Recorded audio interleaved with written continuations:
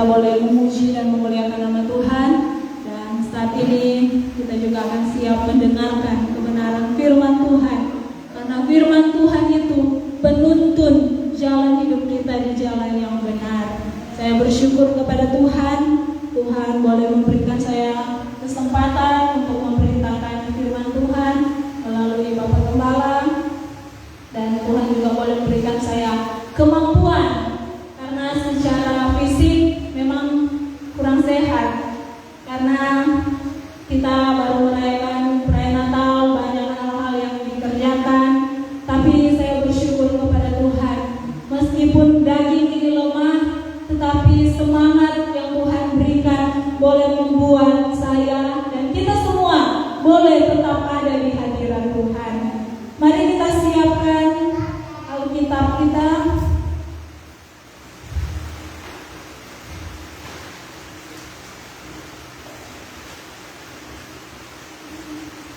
Kita akan membaca firman Tuhan yang sudah tidak asing bagi kita di dalam Yohanes pasal 3 ayat 16 sampai ayat 21. Yohanes pasal 3 ayat 16 sampai ayatnya yang ke-21. Mari kita semua bangkit berdiri. Kita akan membaca bersama-sama Yohanes 3 ayat 16 sampai 21. Dalam nama Tuhan Yesus Kristus. 1, 2, 3. Karena begitu besar kasih Allah akan dunia ini, sehingga Ia telah mengaruniakan anaknya yang tunggal, supaya setiap orang yang percaya kepadanya tidak binasa, melainkan beroleh hidup yang kekal. Sebab Allah mengutus anaknya ke dalam dunia, bukan untuk menghakimi dunia, melainkan untuk menyelamatkannya oleh Dia. Barang siapa percaya kepadanya, ia tidak akan dihukum. Barang siapa tidak percaya, ia telah berada di bawah hukuman. Sebab ia percaya dalam nama Anak Tunggal Allah. Dan inilah hukuman itu, terang telah datang ke dalam dunia, tetapi manusia lebih menyukai kegelapan daripada terang, sebab perbuatan mereka jahat. Sebab karena siapa berbuat jahat membenci terang dan tidak datang kepada terang itu, supaya perbuatan-perbuatannya yang jahat itu tidak nampak. Tetapi karena siapa melakukan yang benar, ia datang kepada terang, supaya menjadi nyata bahwa perbuatan-perbuatannya dilakukan dalam Allah. Puji Tuhan dan memberkati. Kita sudah membaca dalam Yohanes 3 ayat 16 sampai ayat 21, di mana kita memperingati kelahiran Tuhan Yesus Kristus, yaitu Allah yang mengutus anaknya yang tunggal untuk menjadi manusia datang ke dalam dunia.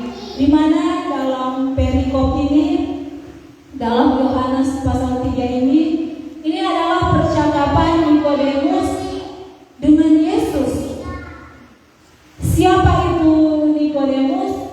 Dia adalah pemimpin agama Yahudi. Seorang pemimpin agama. Tapi saat dia pada malam hari datang kepada Yesus, dia bertanya, dia mengatakan Yesus adalah guru.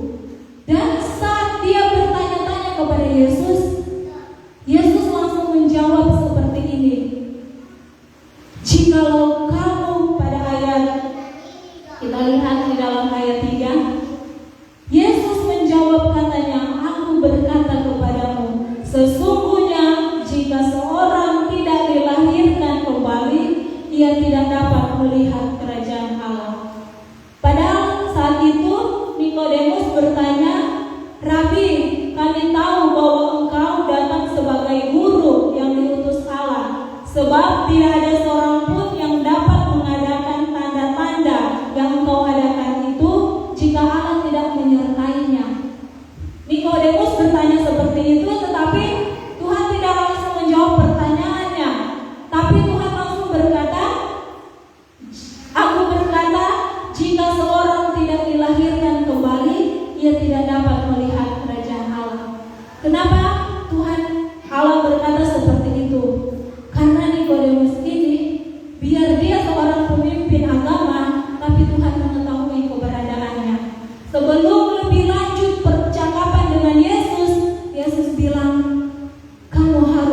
dilahirkan kembali.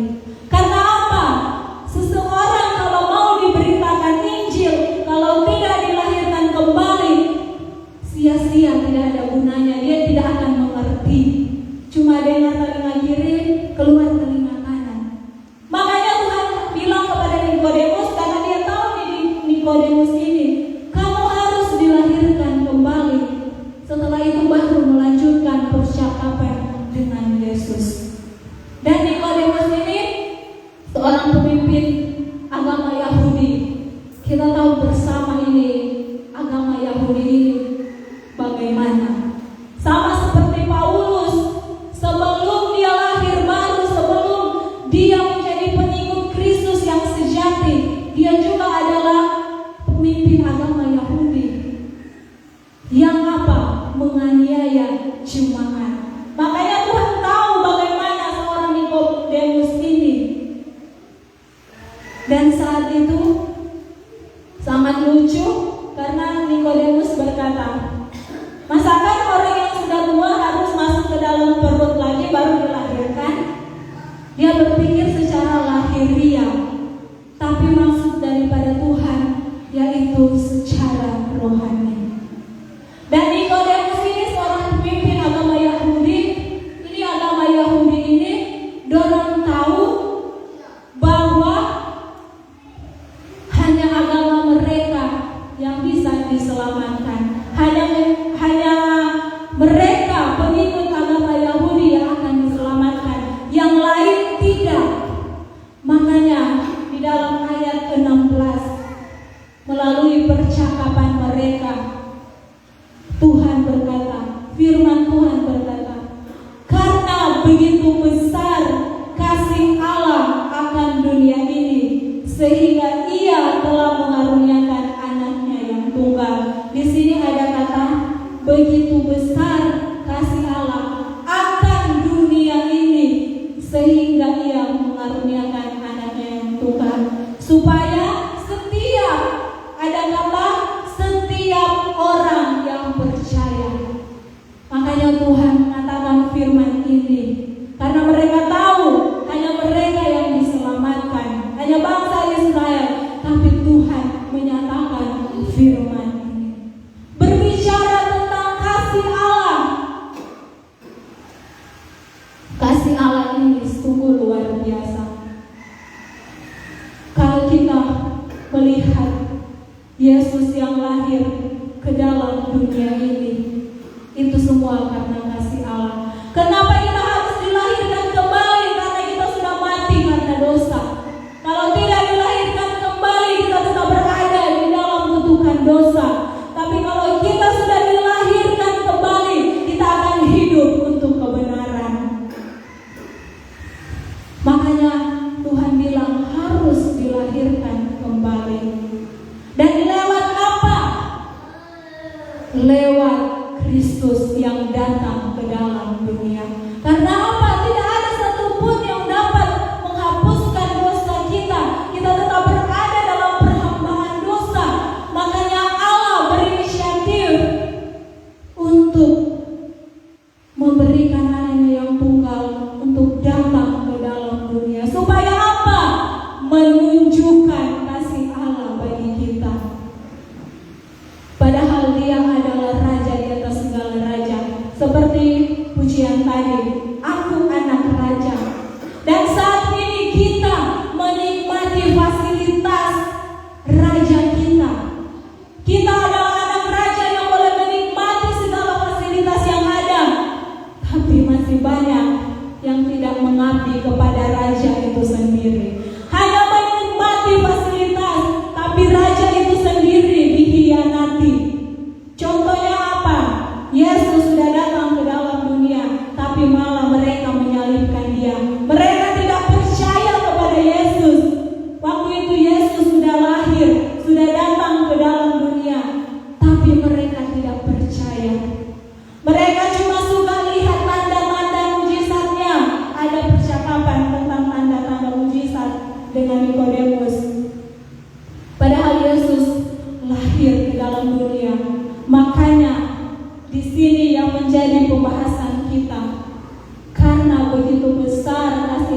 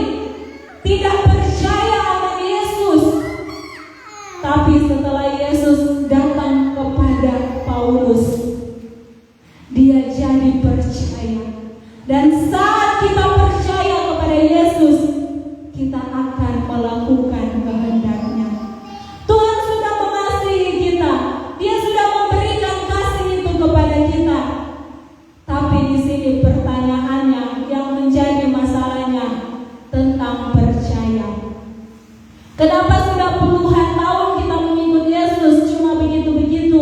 Karena mungkin belum lahir baru, tidak percaya kepada Yesus. Memang sudah beragama Kristen, tapi apakah kita percaya kepada Tuhan atau tidak? Dilihat dari buahnya, dilihat dari hasilnya, dilihat dari perbuatan kita. Seperti saya katakan tadi, ini Paulus, ini Nikodemus, pengajar agama Yahudi.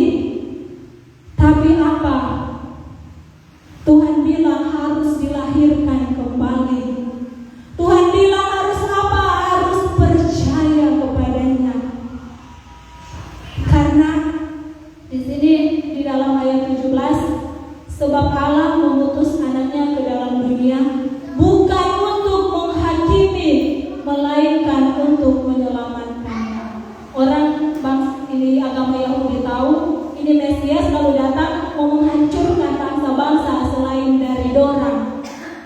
Tapi Tuhan bilang, Tuhan mengutus anaknya yang tunggal itu untuk menyelamatkan. Buktinya dia lahir dengan tujuan untuk menyelamatkan kita, untuk datang melakukan karyanya, yaitu di atas kayu salib. Karena dia datang untuk menyelamatkan kita. Tapi ingat, kedatangannya yang kedua kali bukan untuk menyelamatkan, tapi untuk menghakimi dan menghukum. Kita bersyukur saat ini kita masih ada dalam anugerahnya. Keselamatan Dia sudah beri, tinggal kita percaya atau tidak. Selama kita masih hidup, selama Tuhan belum datang, kita hidup dalam anugerahnya. Keselamatan sudah diberi, tinggal kita mengerjakannya. Tapi ingat, kedatangan yang kedua kali bukan untuk menyelamatkan, tapi untuk menghukum dan menghakimi. Memang ada untuk menyelamatkan, tapi bagi orang yang percaya dan mengasihi Tuhan.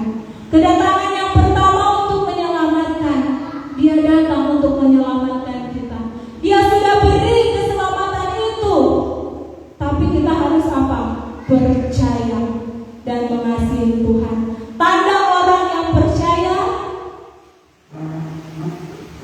dia tahu dia adalah milik Tuhan. Tanda orang yang percaya, dia tahu dia ditebus oleh Tuhan. Tanda orang yang percaya, dia tahu dia akan hidup bersamanya. Kalau kita tahu kita milik Tuhan, kita tahu kita percaya kita ditebus oleh Tuhan, kita percaya kita hidup bersamanya, pasti akan terlihat kita akan berjuang dalam hidup ini untuk Tuhan. Amin. Kita akan berjuang untuk Tuhan karena Dia sudah datang menyelamatkan kita.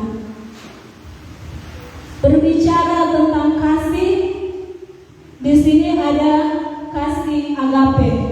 Kasih agape itu kasih yang rela mengorbankan dirinya untuk orang lain. Kasih agape ini kasih yang tak bersyarat. Kasih Tuhan itulah yang boleh Dia nyatakan. Karena apa? Tuhan mengasihi semua orang. Saat saya merenungkan ini, betapa dahsyatnya Tuhan kita. Dia mengasihi semua orang saat Dia datang ke dunia, menyelamatkan semua orang.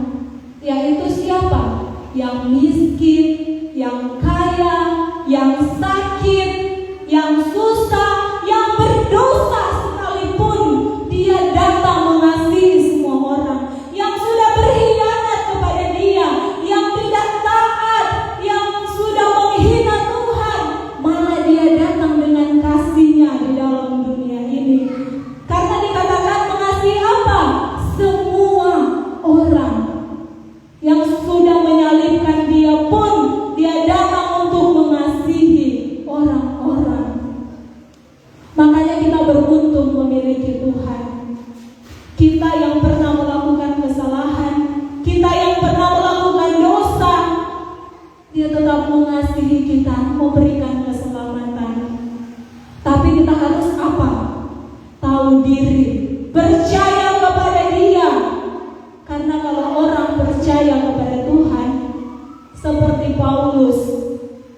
Waktu dia belum lahir baru, dia belum menjadi pengikut Kristus yang sejati, dia menganiaya jemaat.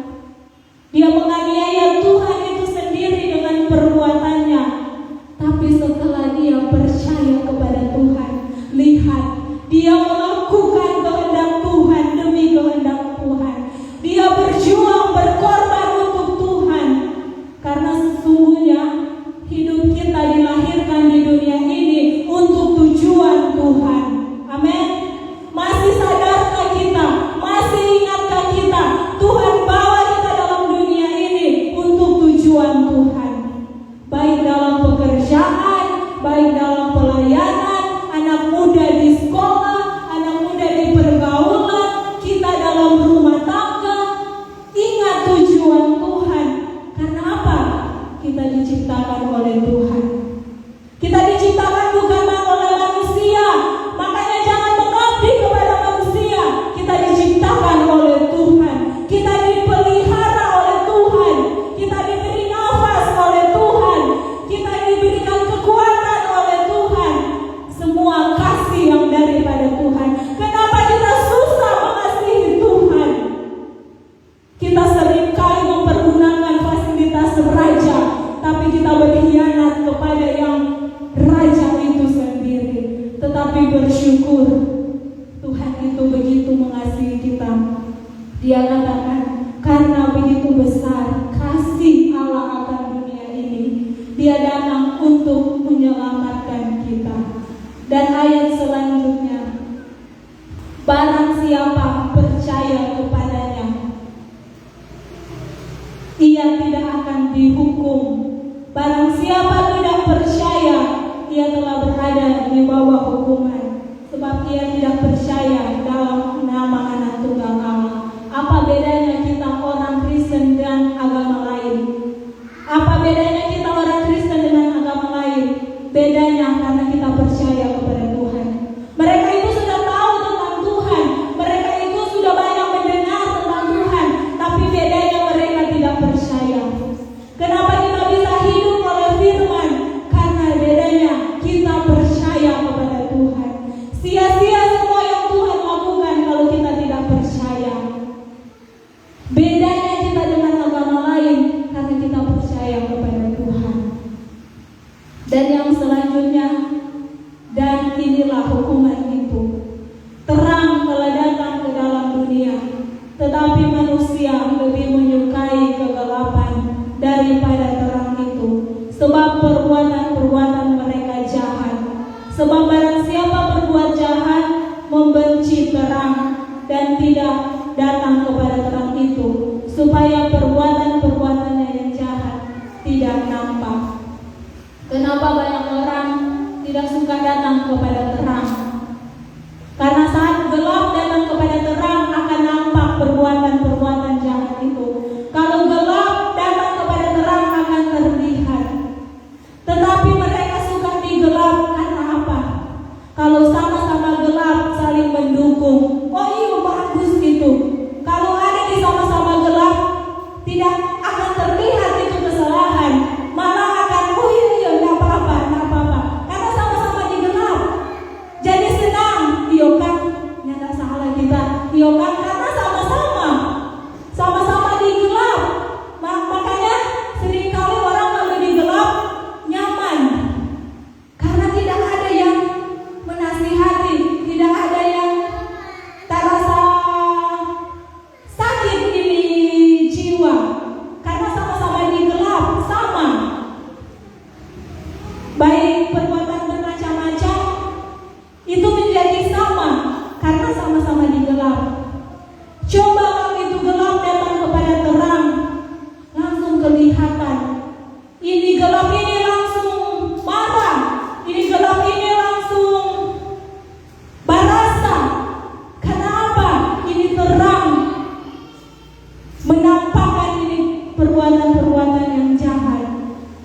Karena terang ini seperti kita yang sudah tahu firman, kita suka sekali ingin memberikan firman kepada orang-orang yang berbuat salah.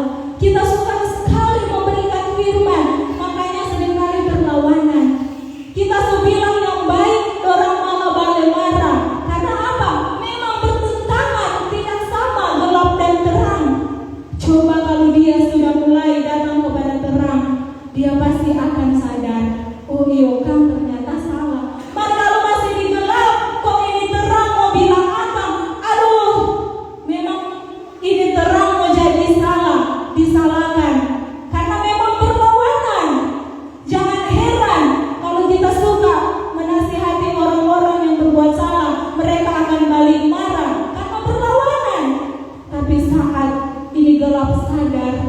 datang kepada terang di ayat yang terakhir. Tetapi barang siapa melakukan yang benar, ia datang kepada terang, supaya menjadi nyata bahwa perbuatan-perbuatannya dilakukan dalam Allah. Amin. Biarlah kita boleh menjadi terang. Karena apa? Yesus itu adalah terang itu sendiri. Dan kita ini anak-anaknya. Berarti kita juga harus menjadi terang. Karena Bapa kita yang menyelamatkan kita adalah terang. Dan saya yakin orang yang hidup di dalam gelap pasti akan hancur. Orang yang di dalam gelap yang berkumpul, yang senang-senang, pasti akan hancur. Tapi kita anak-anak terang, meskipun banyak rintangan, banyak orang marah, banyak perjuangan, saya yakin kita akan mendapatkan kebahagiaan pada kekekalan. Amin. Intinya kita harus percaya kepada Tuhan. Sia-sia orang mengikut Kristus tidak melakukan kehendaknya. Karena apa? Sebenarnya orang itu yang percaya pada Tuhan. Kalau orang percaya apapun yang Tuhan bilang, orang mampu membuat, orang akan ikut meskipun bayar harga, bayar segala-galanya, bayar banyak hal. Tapi kalau benar-benar orang percaya kepada Tuhan, orang akan tetap melakukan kehendaknya seperti Paulus sampai mati, martir, karena dia sudah percaya. Dia bilang, hidup ini bukan yang aku lagi, melainkan Kristus yang hidup di dalam aku. Tuhan mampu pelihara Paulus. Tuhan mampu berkati Paulus. Bukan berarti tidak ada persoalan, bukan berarti kita senang-senang saja, tapi Tuhan berjanji akan menyertai kita. Karena begitu besar kasih Allah akan dunia ini, sehingga Ia mengaruniakan anaknya yang tunggal, supaya setiap orang yang percaya tidak binasa.